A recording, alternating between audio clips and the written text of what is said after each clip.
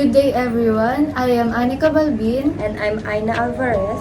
Today we're going to discuss the calendar method or the calendar rhythm method. What is calendar method? Natural family planning is accomplished by the written technique, often known as the calendar method or the calendar rhythm method. By using the rhythm approach, you may forecast when will you ovulate by monitoring your menstrual history. This aids in figuring out when conception is most likely to occur. The calendar method helps you predict your fertile days by tracking the length of your menstrual cycles over the several months. So what are the risks of the calendar method? The rhythm method is an inexpensive and safe way to help you chart your fertility, which is the time of the month when you're most likely to be able to get pregnant. Using the rhythm method as a form of birth control doesn't pose any direct risk. However, it is considered one of the least effective forms of birth control.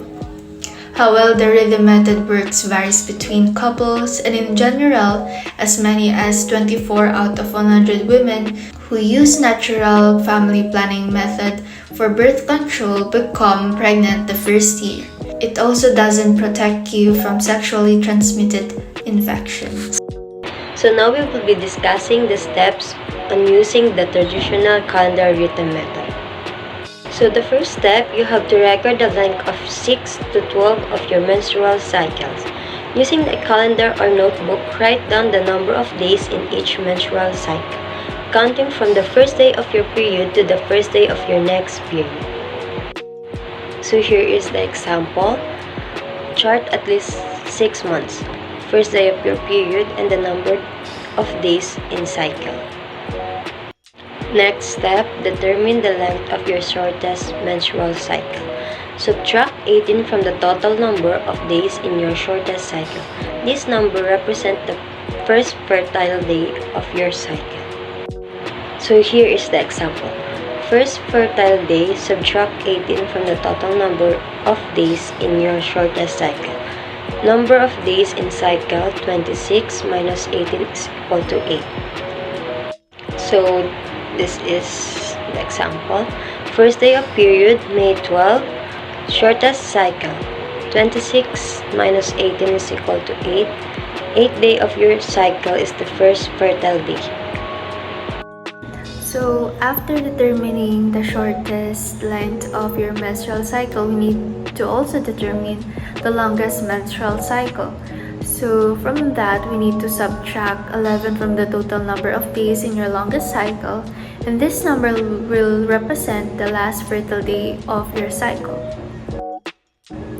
So for example, if your longest cycle is 30 days long, you need to subtract 11 from 30, which is equals to 19. And in this example, we have the month of July with 30 number of days. So for our example, we have May 2023, which we started menstrual bleeding in May 12 to May 18, and the first fertile day is May 19.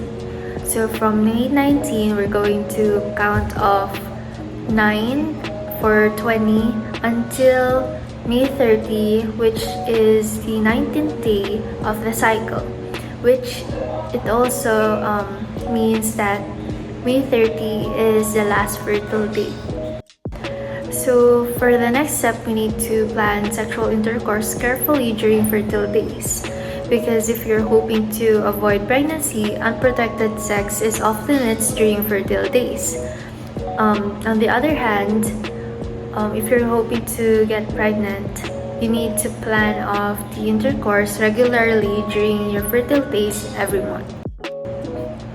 So here is a graphical representation of the safe days, the menstrual bleeding, as well as the first to last fertile days. Next, we need to update our calculations every month. Continue recording the length of your menstrual cycles to make sure that you are properly determining your fertile days. We must also remember that a variety of variables might influence the precise date of ovulation, such as drugs, stress, and sickness. This might be difficult to estimate ovulation with the rhythm approach, particularly if your cycle is erratic or irregular.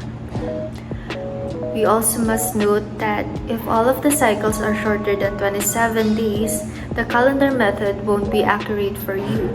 The calendar method can only predict what are most likely to be safe and unsafe days, and it can't tell you for sure when you're actually fertile. So it's hard to use if your cycles are not in the same length, and you can't also use it if all of your cycles are shorter than 27 days. So here are the references, and that is all for our presentation. Thank you for listening.